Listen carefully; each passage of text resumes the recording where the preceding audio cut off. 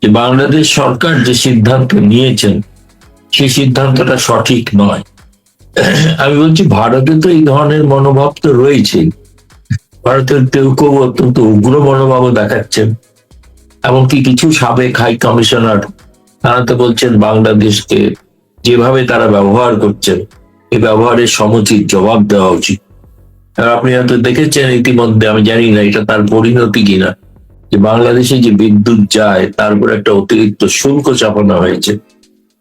এখন সেটা সেটা নিয়েও তো আলোচনা করতে হবে উভয় পক্ষে। যে শুল্কটাকে প্রতিরোধ যদি প্রত্যাহার করতে হয় তাহলে সেটা প্রধানমন্ত্রী পর্যায়ের বৈঠকের উপর নির্ভর করছে। ভারতে তো এও বলা হচ্ছে যে বরঞ্চ কেউ কেউ এও বলেছেন যে আওয়ামী লীগকে আরো বেশি প্রশ্রয় দেওয়া উচিত, যাতে তারা সব সসম্মানে বাংলাদেশে প্রবেশ করতে পারে। এই কথাও একটা এই সমস্ত মনোভাব আগে ছিল না। আগে মনোভাব ছিল বাংলাদেশের নির্বাচিত সরকারের সঙ্গে একটা সুসম্পর্ক বজায় রাখা, সুসম্পর্ক বৃদ্ধির উদ্যোগ, যেটা ভারতের সংসদীয় দলও তাই মত প্রকাশ করেছিল। কিন্তু সাম্প্রতিক যে বাংলাদেশের পক্ষ থেকে যে আচরণ দেখানো হচ্ছে, কেন দেখানো হচ্ছে বোঝা যাচ্ছে না পরিষ্কার।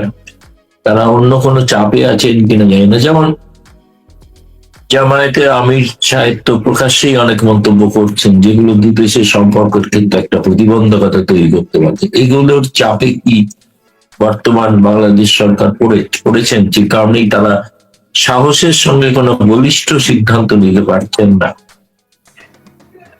তাহলে এই ধরনের বিষয়গুলো নিয়ে আমার মনে হয় আরো বেশি গভীরে আলোচনা করা উচিত, এবং আলোচনাটা তাদের আর এখন সিদ্ধান্তটা নিতে হবে বাংলাদেশকে, ভারতের পক্ষে তো আর কিছু করার নেই। আপনি বাংলাদেশের আচরণের কথা বলছিলেন, বাংলাদেশের এই আচরণকে মনে হচ্ছে যে ভারত যেন সমীহ করে চলছে। এটি কি ভদ্রতা নাকি ভিন্ন কোনো বিষয় আছে? ভিন্ন কোনো বাংলাদেশের ভিন্ন কোনো ব্লকে অন্তর্ভুক্ত হওয়ার কোনো ব্যাপার আছে কি? থ্রেট আছে কি? যেমন সাম্প্রতিক সময়ে উদ্ভব হয়েছে মক্কা জোট, সৌদি নেতৃত্বাধীন মক্কা জোটে যুক্ত হওয়া, এমন কোন থ্রেড বা ভয় বা ভীতি কি আছে? ভারত কেন সমীহ করে চলছে? ভারত তো একটা পরাশক্তি, বলা যায় আঞ্চলিক পরাশক্তি। বাংলাদেশের এই আচরণকে তো এইভাবে সমীহ করার কথা না, কেন করছে? সেটা দেখুন, বাংলাদেশ এখনো যদিও চূড়ান্ত সিদ্ধান্ত নেয়নি মক্কা চুক্তিতে তারা সামিল হবেন কিনা, কিন্তু পররাষ্ট্র প্রতিমন্ত্রী তো বলেছেন যে তারা এটা বিবেচনা করে দেখছেন এটা হবে। এক্ষেত্রে ভারতের নিরাপত্তা সংক্রান্ত কোনো সমস্যা হলে নিশ্চয়ই তো ভারত তার সমুচিত জবাব দেবে, সেটা তো অন্য বিষয়। কিন্তু সমীহ করার কথাটা যেটা বলছেন আপনি, সমীহ নয়, আমি বলবো ভারত একটা কূটনৈতিক শিষ্টাচার দেখাচ্ছে, সৌজন্যতা দেখাচ্ছে, এবং যার ফলে এই সৌজন্যতাটা এত বেশি দেখানো হচ্ছে অনেক ক্ষেত্রেই সেটাকে বাংলাদেশের কেউ কেউ হয়তো বা যারা শাসক দলে আছেন তারা ভারতের দুর্বলতা বলে ভাবছেন। ভারতেও কিন্তু এই নিয়ে সমালোচনা আছে। সমালোচনা আছে বলতে এটাই সমালোচনা আছে যে ভারত অতিরিক্ত বেশি সৌজন্যতা দেখাচ্ছে। এত সৌজন্যতা দেখানোর কোনো প্রয়োজনীয়তা নেই, বরং বাংলাদেশকে উপেক্ষা করে অন্য পৃথিবীর বড় শক্তিগুলোর সঙ্গে সম্পর্ক আরো সুদৃঢ় করা। যে কারণে আপনি হয়তো দেখেছেন যে ভারতের পররাষ্ট্রমন্ত্রী ডক্টর এস জয়শঙ্কর তিনি মস্কোয় সফর করছেন। তিনি রাশিয়ার প্রেসিডেন্ট ভ্লাদিমির পুতিনের সঙ্গে গতকাল আলাপ আলোচনা করেছেন, এবং দুই দেশের মধ্যে বাণিজ্য এবং অন্যান্য সম্পর্কগুলো যাতে বৃদ্ধি হয় সেই ব্যাপারে তিনি আজকের সকালেই একটা ভাষণ দিয়েছেন। এখন আমি সম্পূর্ণ ভাষণটা হাতে পাই।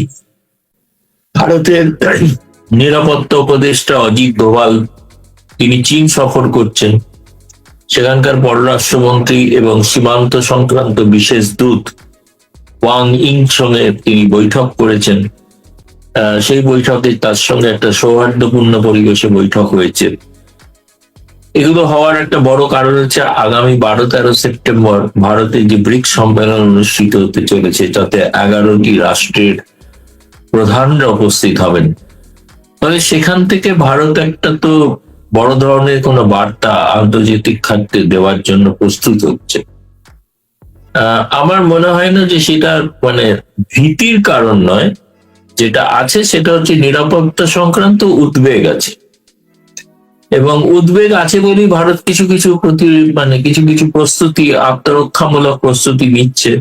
এবার দেখেছেন যে স্বরাষ্ট্রমন্ত্রী অমিত শাহ তিনি চিকেন নেক সফর করেছেন, এবং সেখানকে এখানে আরো বেশি নিরাপত্তা সংক্রান্ত ব্যবস্থাকে জোরদার করার জন্য তিনি সমস্ত যাবতীয় নির্দেশ দিয়েছেন। এখন এই পরিস্থিতিতে সব মিলিয়ে সামরিক দিক থেকে সামরিক দিক থেকে যদি বিচার করেন, তাহলে নিঃসন্দেহে ভারত এবং বাংলাদেশের সম্পর্কের ক্ষেত্রে আরেকটা উদ্বেগজনক পরিস্থিতি তৈরি হয়েছে, যেটা ভারতের পক্ষে অত্যন্ত নিরাপত্তা নিয়ে চিন্তার বিষয়। ফলে ভারত সব ধরনের ব্যবস্থা নেওয়া শুরু করে দিয়েছে। কারণ ভারত এই বাংলাদেশ 2001 থেকে 2006 বাংলাদেশ যখন তারেক জিয়ার মা ছিলেন ক্ষমতায়, তাতে ভারত যেভাবে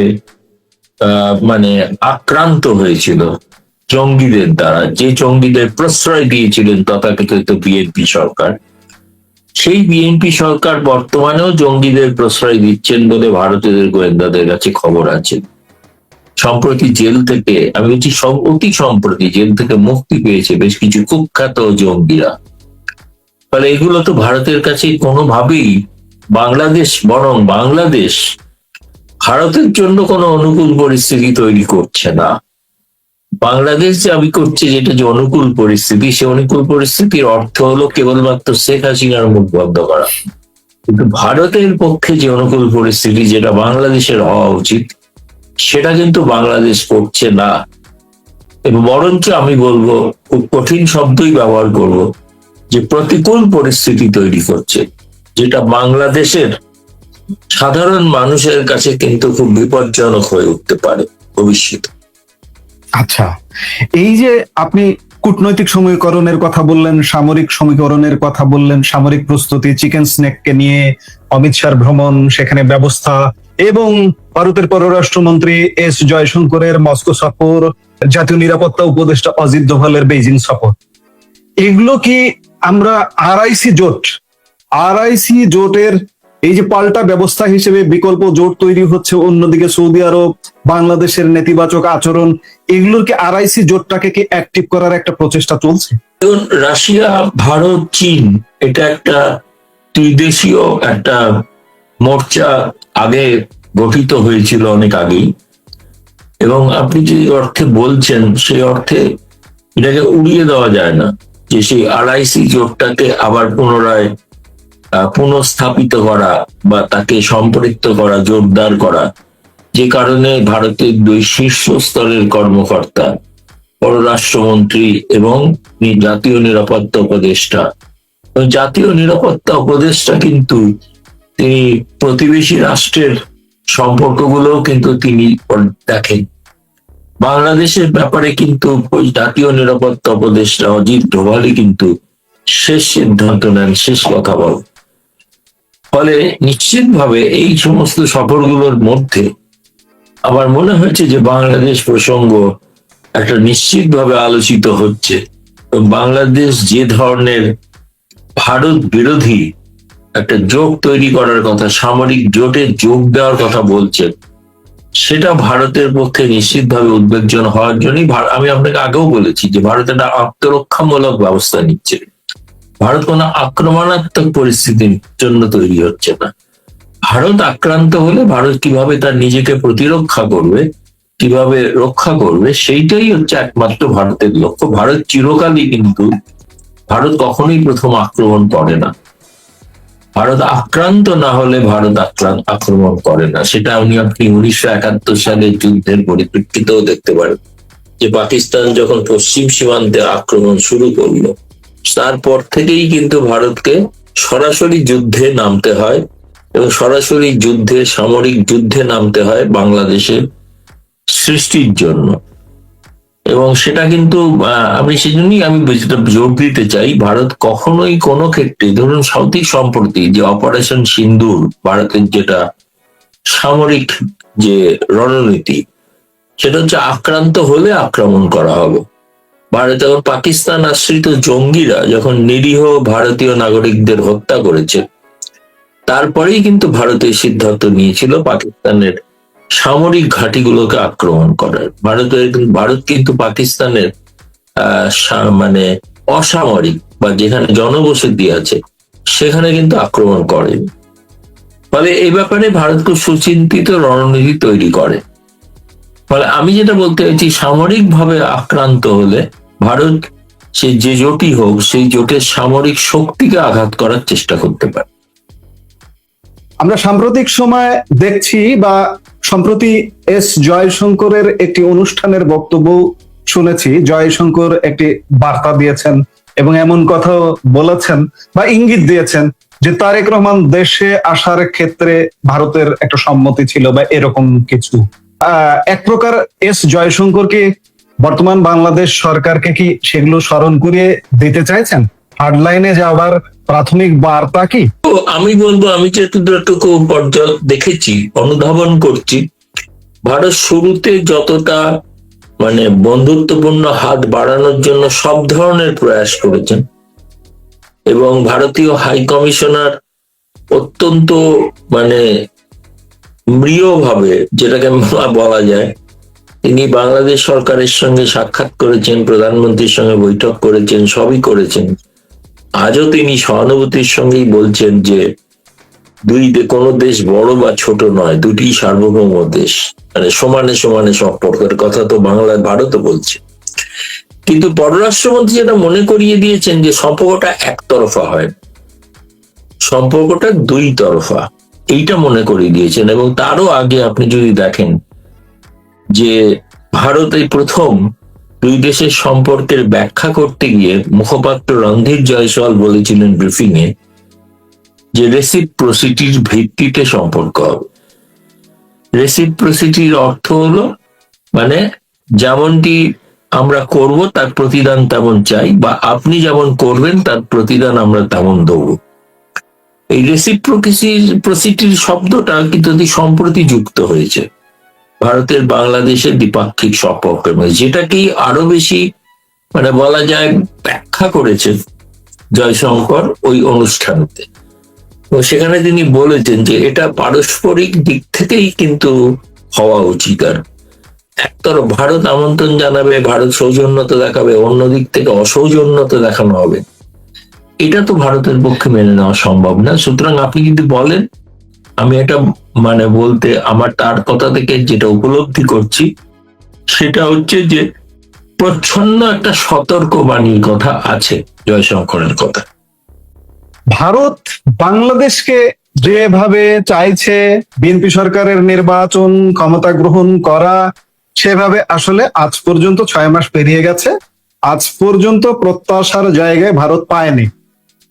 আমি শেষ প্রশ্ন করব যে চূড়ান্ত পরিণতি কি হতে পারে যদি একান্তভাবে শেষ পর্যন্ত নাই পায়, বাংলাদেশ যদি মক্কা জোটে যোগদান করে, ভারত বিরোধিতায় চূড়ান্ত পর্যায়ে যায়। ইতিমধ্যে আমরা কিছু প্রতিফলন দেখেছি যে বিদ্যুতে বাড়তি শুল্ক, আদানির বিদ্যুতে।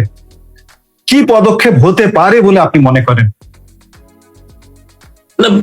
যেসব অনেক রকম ক্ষেত্রে যেরকম দেখা যায় না যে আমেরিকা যেরকম অনেক নিষেধাজ্ঞা আরোপ অনেক দেশের উপর, যদি আচরণ বন্ধুত্বপূর্ণ না হয় তাহলে নিশ্চিতভাবে ওই শুল্কের পরিমাণগুলো বাড়তে পারে। বা ভারত থেকে যা যা পণ্য যাবে, এখন পর্যন্ত বিদ্যুতে হয়েছে, এরপরে ডিজেলে হতে পারে, এরপরে কাঁচা সবজিতে হতে পারে, এমনকি ভারতে এখনো হলো সামান্য হলো যেটা $1 বিলিয়ন বা $1.5 বিলিয়ন যে পণ্য ভারতে আসে, তারপরে অতিরিক্ত প্যারাটেরিফ চড়তে পারে। সুতরাং বাণিজ্যের দিক থেকে ক্ষতিগ্রস্ত হতে পারে বাংলাদেশ, যার ফল কুফল। এবং দেখুন বর্তমানে যেটা দেখছিও আমরা যে পর্যটন ভিসার ক্ষেত্রেও কিছু যেটা ঘোষণা না হওয়া সত্ত্বেও কিন্তু কিঞ্চিত শিথিলতা দেখা দিচ্ছে। কারণ আমাদের কাছে বহু বাংলাদেশি মানুষ অনুরোধ করছেন যে তারা আগের মতো শুরুতে যেরকম ভাবে তারা ভিসা পাচ্ছিলেন অতটা সহজে আর পাচ্ছেন না, এখন দীর্ঘ সময় লাগছে। ফলে এগুলো এক ধরনের আমার মনে হয় সম্পর্কের ক্ষেত্রে একটা প্রতিবন্ধকতা তৈরি করবে।